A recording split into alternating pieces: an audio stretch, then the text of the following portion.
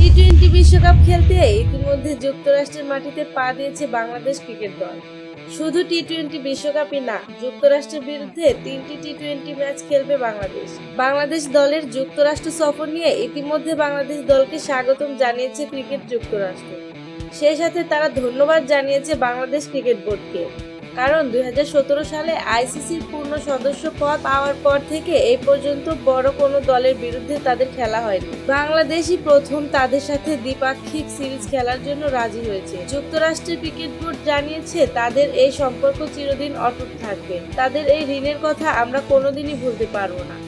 এছাড়া যুক্তরাষ্ট্রের ক্রিকেট টিমের ভারতীয় বংশোদ্ভূত মোনাক প্যাটেল বলেছেন, স্বাগতম বাংলাদেশ ক্রিকেট টিমকে। আমরা খুবই আনন্দিত যে বাংলাদেশ আমাদের সাথে খেলতে এসেছে।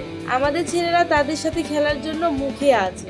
আশা করি মাঠে আমরা সেরাটা দিতে পারলে ভালো কিছু করতে পারবো। আগামী 21, 23 এবং 25 মে পেরি ভিউ ক্রিকেট কমপ্লেক্সে সবকটি ম্যাচ অনুষ্ঠিত হবে।